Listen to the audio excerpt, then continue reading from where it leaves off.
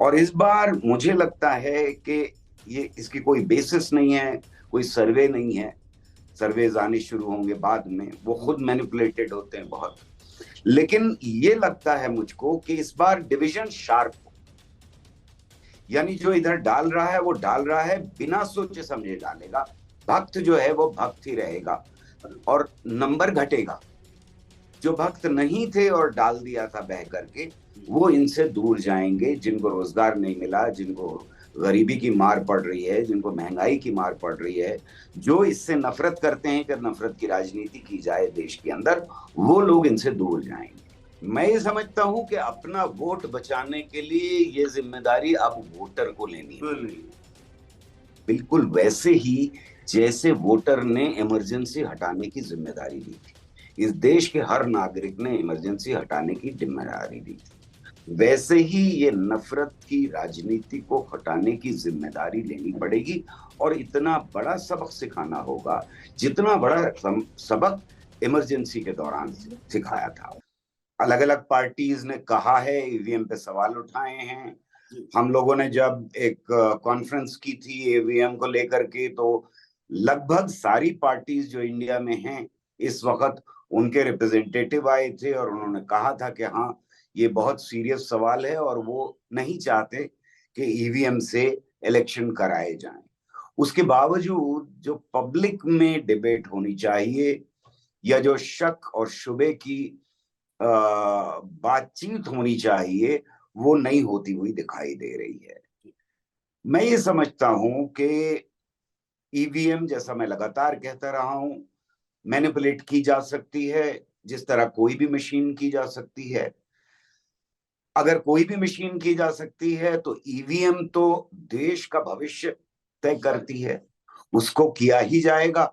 फिर कौन सी शक्तियां कर रही हैं वो अलग बात है, कौन सी शक्तियां कर सकती हैं वो अलग बात है। ये दोनों सवाल बहुत अहम हैं। लेकिन कोई ना कोई शक्ति जो जिसके पास अवेलेबल हो टेक्नोलॉजी, जो सही तरह से इंजीनियर्स का, आर्टिफिशियल इंटेलिजेंस का, प्लस कंप्यूटर टेक्नोलॉजी का इस्तेमाल जानते हो, वो करने की कोशिश तो करेंगे ही। इतना बड़ा मुल्क है, दुनिया का आज सबसे बड़ा मुल्क है, चीन को भी हमने पीछे छोड़ दिया। इस मुल्क को की डेमोक्रेसी को कंट्रोल करने में लगातार शक्तियां अंदरूनी और बाहरी दोनों कंट्रोल करने की कोशिश तो करेंगी। बड़ा खतरा यह है कि बाहर की शक्तियां कंट्रोल करें इसे।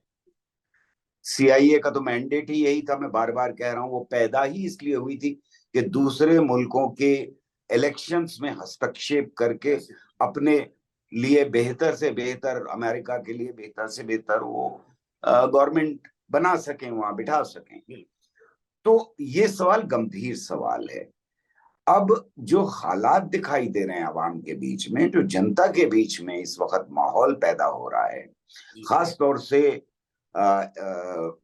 हम अगर देखें तो सीए मूवमेंट, उसके बाद किसान मूवमेंट, उसके बाद जो कुछ हुआ नॉर्थ ईस्ट में, मणिपुर में लड़कों का, बच्चों का, नौजवानों का आंदोलन है, मणिपुर में जो कुछ हुआ, और अभी नू में जो कुछ हुआ, उसके रिएक्शन में ये बात बहुत साफ है कि भारतीय जनता पार्टी, यानी जो सरकार में पार्टी है, उसके हाल बहुत पतले हैं। दूसरी बात जिस पे नजर डालने की जरूरत है, जो सब जानते हैं, कि वो सेचुरेशन लिमिट पे है। हमें ये दिखाई दे रहा है कि यूपी में नहीं बढ़ सकते, जितने हैं अगर उतने भी आए तो घटने की उम्मीद हो सकती है, बढ़ने की कोई उम्मीद नहीं।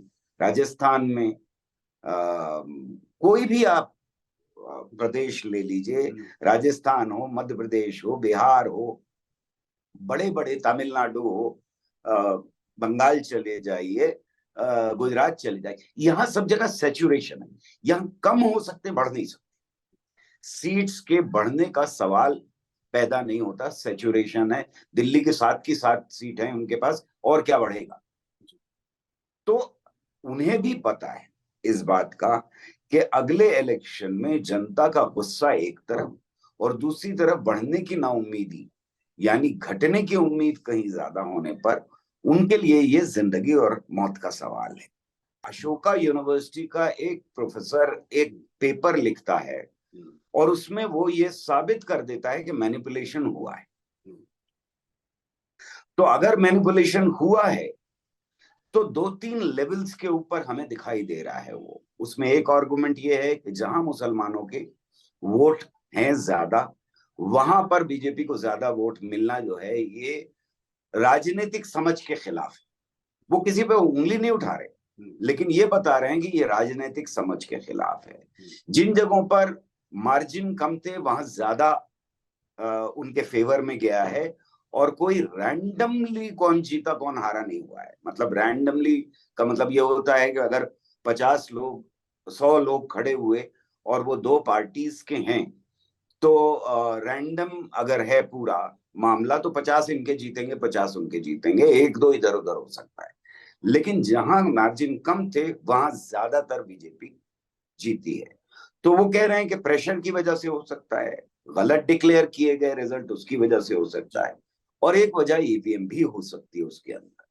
उसको निकलना पड़ा, उसको रिजाइन करके जाना पड़ा, ट्रोल आर्मी पीछे पड़ गई। तो बर्दाश्त ही नहीं है इस वक्त के कोई उंगली उठाए।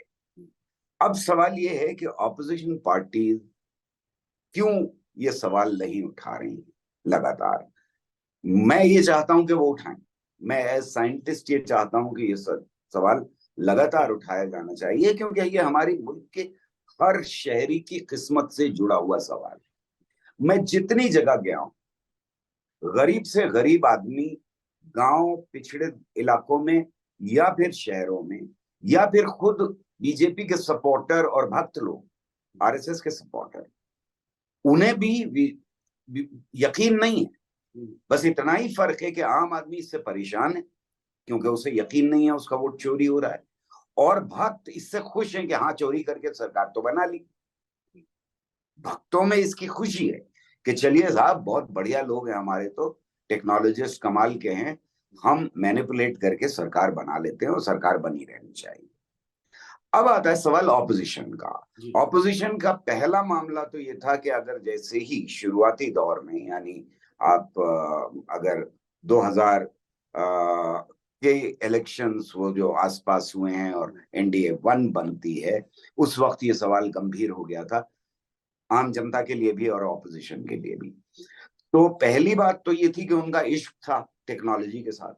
सबका ये इश्क होता है, सभी अच्छा समझते हैं कि चलो भाई छापा मारने से जान छुटी, तब बूथ कैप्चरिंग हो जाती थी, अब बूथ कैप्चरिंग भी बंद हो गई। तो ये सारे सवाल, ये इश्क का फेज था, और इससे निकलने में उनको वक्त लगा, सारी पार्टीज को इससे निकलने में वक्त लगा। दूसरा फेज जब शुरू होता है तो अनफॉर्चुनेटली एनडीए की सरकार है। एनडीए की सरकार इल्जाम लगा रही है कि क्योंकि हार रहे हो इसलिए तुम कह रहे हो। तो इससे बचने की कोशिश कि भाई हार रहे हैं इसलिए रो रहे हैं, हार गए हैं इसलिए रो रहे हैं, और दोष दे रहे हैं काम खुद किया नहीं कुछ, भ्रष्टाचारी सरकार थी, एक एक खानदान की सरकार थी, तो तुमने काम नाम किया नहीं, लोगों ने नहीं दिया तुमको, तो ईवीएम पे दोष दे रहे हो तुम। जब गंभीरता से इलेक्शन से पहले ही सवाल उठाना शुरू कर दिया, तो अब डर इस बात का है कि इल्जाम लगा दिया जाएगा कि ये हारने ही वाले हैं, जिससे उनका अपना कार्यकर्ता कहीं डिमोरलाइज ना हो जाए। दूसरी परेशानी ऑपोजिशन की ये है कि उनका अगर वोट है और ये उससे कहने लगे कि तुम जो हो ईवीएम से तुम्हारा वोट चोरी हो रहा है और कुछ करने की जरूरत है, तो कहीं ऐसा ना हो कि वो वोट ही ना देने जाए। मेरी सारी उम्मीदें खत्म हो चुकी हैं ईवीएम के सवाल को लेकर 2024 के साथ जी, क्योंकि ईवीएम मैनिपुलेट होगी। बस जो चीज हमें बचाती रही है, यानी 1857 से लेकर आज तक बचाती रही है, वो हमारा लार्ज नंबर है। हम इतने ज्यादा हैं नंबर में, मतलब कि सारी ईवीएम कोई नहीं कर सकता मैनिपुलेट। तो अगर जनता एक तरफा डाल रही वोट, तो ये कितना भी मैनिपुलेट करने की कोशिश करें, इनकी सरकार नहीं बनेगी, जो मेरी उम्मीद है। ओवरवेलमिंगली 2024 में इनके खिलाफ ढलेगा वोट, और ये मैनिपुलेट अगर 4-5% करेंगे तो उससे भी ऊपर जाएगा। और इस बार मुझे लगता है कि ये इसकी कोई बेसिस नहीं है, कोई सर्वे नहीं है, सर्वेज आने शुरू होंगे बाद में, वो खुद मैनिपुलेटेड होते हैं बहुत। लेकिन ये लगता है मुझको कि इस बार डिवीजन शार्प हो, यानी जो इधर डाल रहा है वो डाल रहा है बिना सोचे समझे डालेगा, भक्त जो है वो भक्त ही रहेगा और नंबर घटेगा।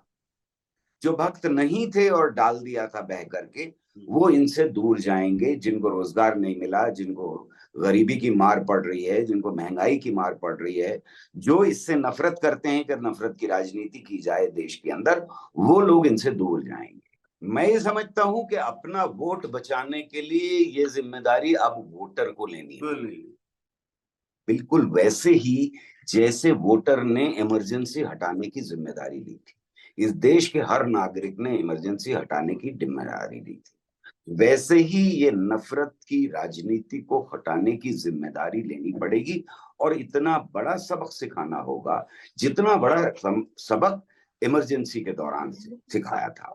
आज लगातार इमरजेंसी लगाने की कोशिश है देश में, लेकिन इमरजेंसी का नाम इस्तेमाल करने की हिम्मत आज भी नहीं।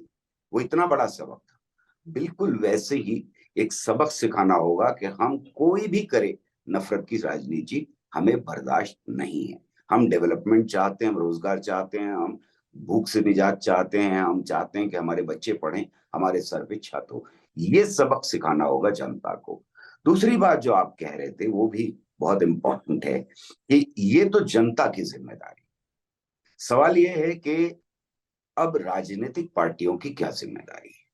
राजनीतिक डर के बैठ जाएं, चुप हो जाएं, कहना बंद करने की ईवीएम से कंट्रोल हो रहा है इलेक्शन, तो फिर तो हारे हुए हैं।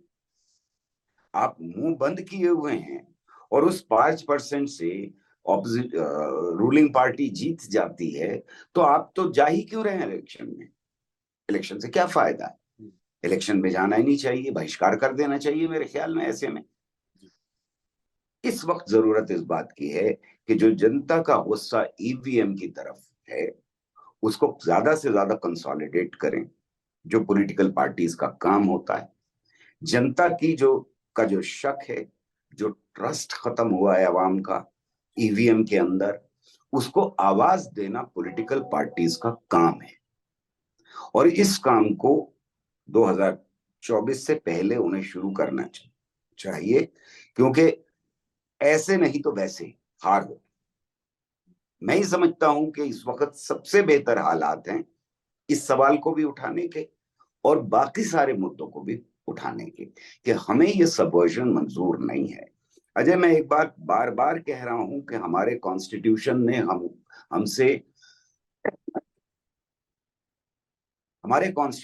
हमसे बहुत सारे वादे किए, यानी हमने अपने से बहुत सारे बराबरी के वादे, छुआछूत खत्म होगी देश के अंदर, हर बच्चा पढ़ सकता है, वो बराबरी मिलेगी, हर नौजवान को रोजगार मिलेगा, वो बराबरी मिलेगी, औरत और मर्द की बराबरी मिलेगी, वगैरह वगैरह।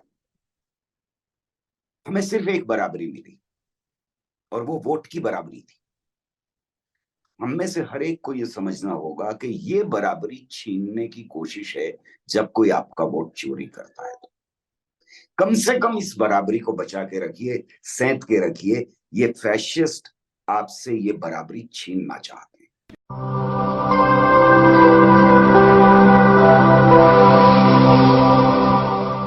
जन ज्वार जनता की मीडिया।